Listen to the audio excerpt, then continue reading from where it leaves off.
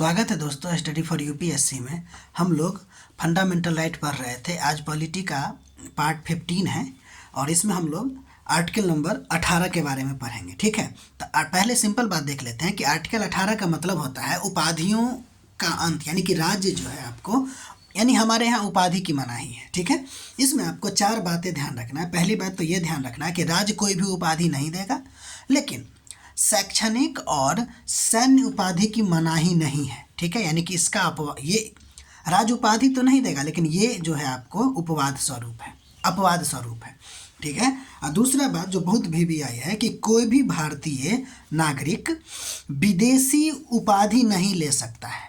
ठीक है, ध्यान दीजिएगा, यहाँ पे आपको ट्रैप पॉइंट मिल सकता है, यानी कि हो सकता है कि आप ट्रैप में फंस जाए इस सेंटेंस से। ध्यान दीजिएगा, यहाँ पर दे देगा कि कोई भी भारतीय नागरिक विदेशी उपाधि नहीं ले सकता है, या फिर कहेगा यहाँ पे ले सकता है राष्ट्रपति की अनुमति से। तो ट्रैप में नहीं फंसिएगा, नहीं ले सकता है। ठीक है, इसलिए हम यहाँ लिख भी दिए कि कोई भी भारतीय नागरिक किसी भी विदेशी राज्य से कोई भी टाइटल या उपाधि स्वीकार नहीं करेगा, प्रेसिडेंट की अनुमति से भी नहीं, यानी कि ये पूरी तरह से मनाही है, एब्सोल्यूट प्रोहिबिशन है। ध्यान दीजिएगा, कहीं कहीं लिखा होता है कि कोई भी भारतीय नागरिक जो है वह आपको विदेशों से उपहार ले सकता है प्रेसिडेंट की अनुमति से, उपाधि नहीं, उपहार। वही हम आपको लिख के यहाँ दिए हैं कि अगर प्रेसिडेंट की अनुमति वाला जो रूल है वह सिर्फ सरकारी पदाधिकारियों, अगर वो सिटीजन है यानी कि भारतीय नागरिक है, और नॉन सिटीजन यानी कि विदेशी है।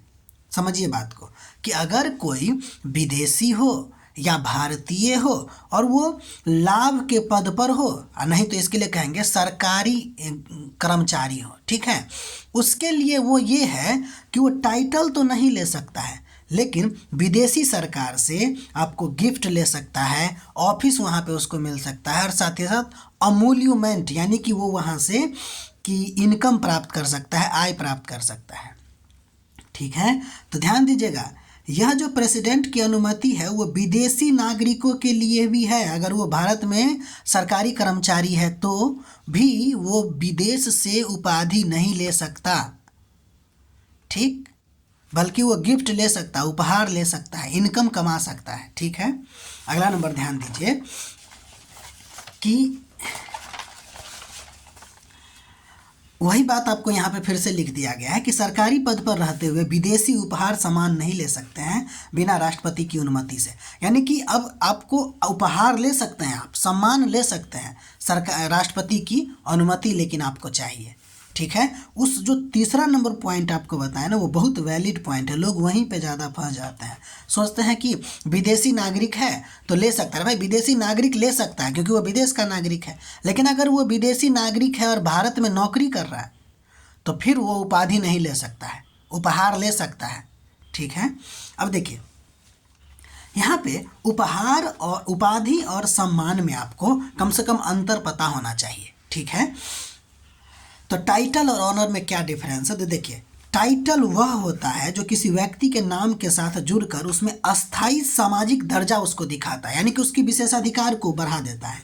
जैसे राजा, महाराजा, नवाब, सर, लॉर्ड, राय बहादुर, खान बहादुर, ये सब जो हो जाएंगे आपको क्या हो जाएगा, उपाधि होगा, और इसका तो पूर्ण मनाही है।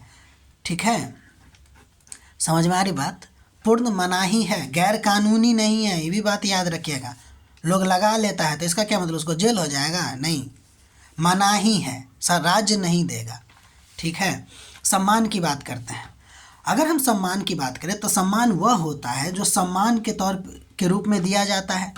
ऑनर उसको कहते हैं जो सम्मान के रूप में दिया जाता है, नाम का हिस्सा नहीं बनता है, लेकिन और साथ ही साथ इससे सामाजिक हैसियत भी नहीं बनता। जैसे भारत रत्न, पद्म भूषण, पद्म विभूषण, पद्मश्री, ये सब जो अवार्ड हैं वो आपको सम्मान के अंतर्गत आएंगे। लोग इसके नाम के आगे पीछे लगाता नहीं है, और इससे न ही सामाजिक हैसियत भी इसका नहीं बढ़ता है। ठीक है, ये प्रतिष्ठा की बात होती है। तो ये उपाधि और सम्मान में अंतर क्यों किया गया, उसके पीछे कारण था आपको भारत रत्न का मुद्दा। एक्चुअली हुआ क्या कि 1954 में भारत सरकार के द्वारा भारत रत्न, पद्म विभूषण, विभूषण और पद्मश्री अवार्ड की शुरुआत की गई, लेकिन आलोचना फिर इसका शुरू हो गया। लोग कहने लगे भाई तो उपाधि हो गया, और ये 18 आर्टिकल नंबर 18 का क्या है, मतलब कि आर्टिकल नंबर 18 का ये विरोध है एक तरह से, ठीक है ना। तो फिर क्या हुआ, 1977 तक आते आते मोरारजी देसाई की सरकार बनती है और फिर इसको 1977 से 80 तक भारत रत्न देने का जो थी है वो बंद रहता है, ठीक है। फिर बाद में 1980 में इंदिरा गांधी जी का सरकार बनती है, वो पुनः लागू कर देते हैं। ध्यान दीजिएगा, भारत रत्न जो अवार्ड है वो 1954 में लागू हुआ। अगर ऑप्शन में दे दिया कि 1980 में इंदिरा गांधी के द्वारा भारत रत्न की शुरुआत की गई तो गलत हो जाएगा। शुरुआत नहीं है, पुनः आरंभ है, बंद हो गया था इसीलिए। अब देखिए, फिर 1992-95 के बीच में कुछ PIL लगे और उसके वजह से न्यायालय ने भी फिर से इसको रोक लगा दिया।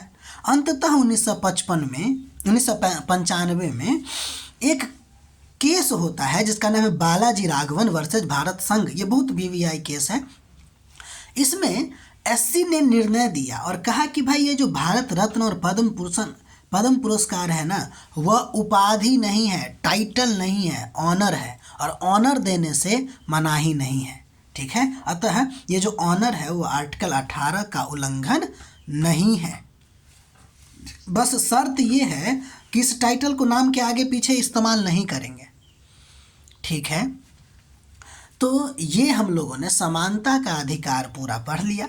अब हम लोग स्वतंत्रता के अधिकार की शुरुआत करेंगे। तो आज बस आपको ये देखना है, स्वतंत्रता का अधिकार जो है आर्टिकल 19 से लेके 22 तक है।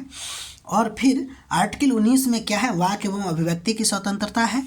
20 में क्या है, अपराधों से दंड से सुरक्षा है। बस आप सिर्फ इतना देख लीजिए, आप नोट बना सकते हैं इसका, ठीक है। इसके अलावा आर्टिकल नंबर 21 में आपको गरिमापूर्ण जीवन जीने का अधिकार है और आर्टिकल नंबर 22 में गिरफ्तारी और प्रिवेंटिव डिटेंशन से सुरक्षा है। ये इतना ही पे नहीं है, आपको पता होना चाहिए कि फंडामेंटल राइट में समानता के अधिकार को लेकर हमने अभी तक कम से कम 6-7 वीडियो तो बना दिया है। इसी तरह स्वतंत्रता के अधिकार में भी कम से कम 6-7 वीडियो बनेगा, बहुत ही डिटेल, ठीक है। तो इतना तक आप लोग नोट बनाते रहिएगा, ठीक है। बाकी अगर आपको हमारा प्रयास अच्छा लग रहा है तो लाइक कीजिए, सब्सक्राइब कीजिए, शेयर कीजिए, ठीक है। मिलते हैं हम लोग अगले वीडियो में। अपना पढ़ाई कंटिन्यू रखिए।